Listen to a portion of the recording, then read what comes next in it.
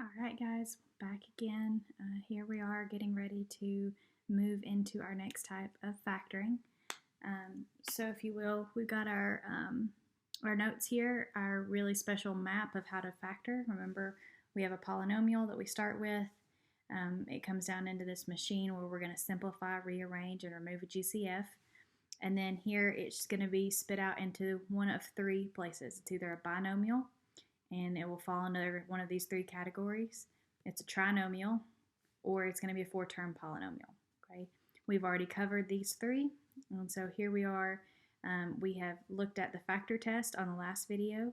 We talked about how we use it to decide if something can be factored, and if it can, what we are going to do today is the backwards FOIL method. Okay, and this method helps us to factor a trinomial into two binomials. Okay, so again, don't forget, bottom section here, we're going to keep repeating processes as needed. When powers are 1, we're probably done, and we always have to prove our answer. Okay, so that's where we're going to start. So again, if you want to have your notes out, if you want to print a copy of them and fill them in as we go, or the updated copies will be online in your Google Classroom. Okay, so let's get started on our notes for factoring, and we're going to be doing the backwards FOIL method. Now, some of the other videos that you may see call this just a grouping method.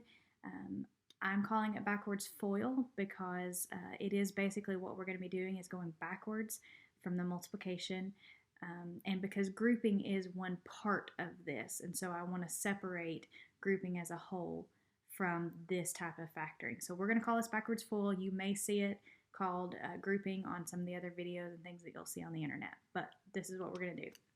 So always start with the first three steps, and again, first three steps are going to be to simplify, rearrange, and remove a greatest common factor if you have it. Okay, so those are going to be our three steps that we always start with. Now, key descriptors for a backwards FOIL. Pretty simple. It doesn't have to be anything special or a special case like we had before. So it is going to be a trinomial. Remember, trinomial standard form is ax squared plus bx plus c, where a, b, and c are some number. And it's going to factor into two binomials. So similar to the difference of squares that factored into two binomials as well. Okay, so steps to factor. There are several steps, and we're just going to shoot through them, and then remember that we'll go back and kind of look at those as we go through an example problem.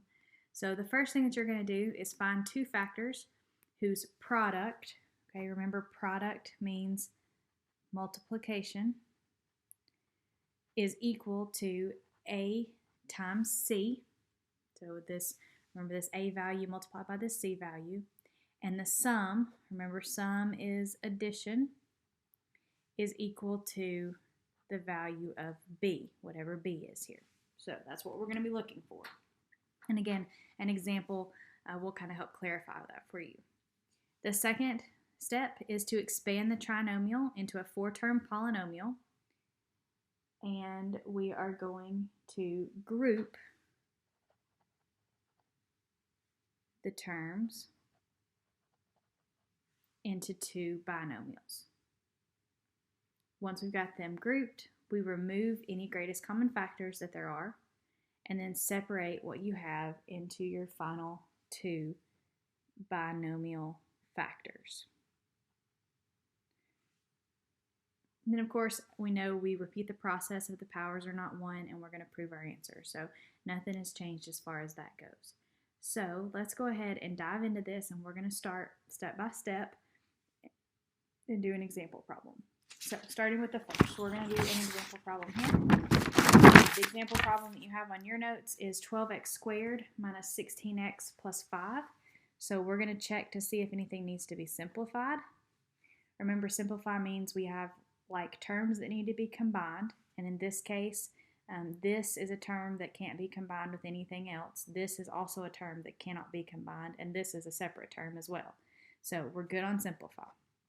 Then we need to rearrange if necessary.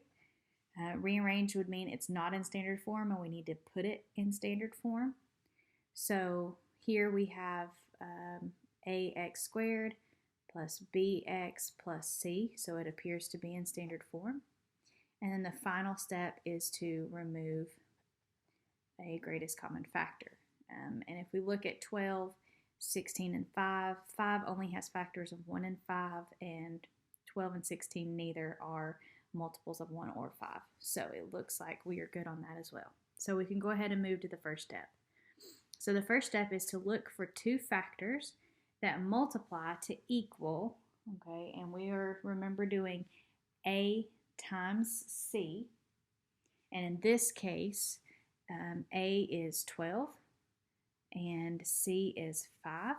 So we are looking for two numbers that multiply to equal 60, because 12 times 5 is 60, and add to equal the value of B. And in this case, B is negative 16. And so we are looking for two numbers that are going to multiply to equal 60 and add to equal negative 16. So that means we need to start looking for factors of these numbers that could potentially be multiplied to equal 60. So we're going to start with our factors first. Okay, so we're going to go through factors of 60. 1 times 60, 2 times 30, 3 times 20, 4 times 15, 5 times 12, 6 times 10, and I think that's as far as we have on those, all right? So those are our factors of 60. Now we need to add those together and see if any of them equal negative 16, so the sum of those. So the sum of 1 and 60 is 61. The sum of 2 and 30 is 32. The sum of 3 and 20 is 23. The sum of 4 and 15 is 19. The sum of 5 and 12 is 17. And the sum of 6 and 10 is 16. So we go back. We are looking for two numbers that multiply to equal 60. All of these multiply to equal 60. And add to equal negative 16. None of them add to equal negative 16. So it looks like we have a problem. But if you can remember, if we want to get a positive 60, we also have to consider that negative numbers are factors as well. So let's do factors in negative numbers. So if I multiply negative 1 times negative 60, then I end up with positive 60, which is still what we're looking for. So that would work. So we can also do negative 2 times negative 30. We could do negative 3 and negative 20. We can do negative 4 and 15. We can do negative 5 and negative 12. And we can do negative 6 and negative 10. Okay, so all of those would still multiply to equal 60. So let's add them together to see if any of them will add to equal negative 16. So negative 1 plus negative 60 is negative 61. Negative 2 and negative 30 is negative 32. Negative 3 and negative 20 is negative 23. Negative 4 and negative 15 is, oops, I'm sorry, I forgot a negative there. Negative 4 and negative 15 is negative 19. Negative 5 and negative 12 is negative 17. And negative 6 and negative 10 is negative 16. Okay, so here we end up with two numbers that multiply to equal positive 60 and add together to equal negative 16, which is exactly what we are looking for. So our two numbers are negative 6 and negative 10. They multiply to equal 60 and they add to equal negative 16. So those are the two numbers that we're going to be using on step 2. All right, so let's look at step 2. All right, and then step 2, we need to expand and group, which means we split this middle term, okay, this middle term of negative 16, into the two factors that we just found. Okay, so here's what that looks like.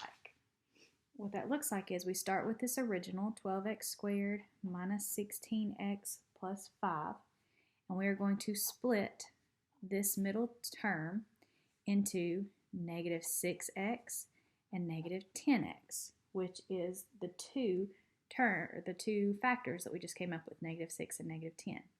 Because if we add those together, we're going to get negative 16, so that's what we want. And then I'm going to continue and put the rest of this polynomial here. So I took the original polynomial, I split it into 4 terms by splitting that middle term into the two factors. All right, so then we need to group. And here's how we group them. All right, we're going to take the first two numbers, put them in parentheses, so 12x squared minus 6x, plus we're going to put the other two terms into these parentheses, so negative 10x plus 5. Okay, so I expanded and I grouped. I expanded this into a 4-term, and then I split it and put it into 2 binomials with an addition sign in between. Okay, so that's step 2. I know this is a lot. I know that it looks overwhelming, but if we take this step by step, I promise it's not going to be too bad. So we will practice this over and over and over again. I promise you'll be a little bit more confident with this after a few more examples. So step 3. Step 3, we have to remove the greatest common factors. So we have 12x squared minus 6x, and we have negative 10x plus 5. So we're going to take a greatest common factor from this first term. So the greatest common factor of coefficients between 12 and 6 is 6. But then we also need to check variables. So we have an x squared and we have an x, so they're present in both, so we can use x. And we're going to use the smallest exponent, which is 1 in this case. Okay, so 6x. Now, when I take this 12x squared and divide it by 6x, I am left with 2x. And here, when I divide this negative 6x by positive 6x, I am left with a negative 1. So this factored is factored into 6x and 2x minus 1. We're going to do the same thing for this second one. Okay, so the factor, greatest common factor here between negative 10 and 5 is going to be negative 5. So we're going to pull out this negative 5. And then what we're left with here is divide those two. I'm left with 2x. Divide those two, and I am left with negative 1. So negative 10x divided by negative 5 is positive 2x. And 5 divided by negative 5 is negative 1. All right. So that is our third step to remove the greatest common factor. All right. So I'm going to flip the page one more time, and we're going to do step 4. So step 4 is to separate it into 2 binomial factors. So here's what we had. We had 6x multiplied by 2x minus 1. And then we had negative 5 multiplied by 2x minus 1. Okay, those were the greatest common factor and the factor that was left over, the greatest common factor and the factor that was left over. Okay, so step 4 is to separate this into 2 binomial factors. So what we'll do is we take this term, okay, this is one of our factors, 2x minus 1, because it's common to both of these, all right? It's here and it's here. So this is our first factor. Then we take the leftovers to create the second factor. So we have this 6x and we have this negative 5. So 6x minus 5, all right? So again, here we have these 2 common numbers. That becomes the first binomial factor. And then the leftovers, the greatest common factors, come down into a second binomial. So the first is the factor for both groups. That's 2x minus 1. It's the first factor. And the leftovers are 6x minus 5.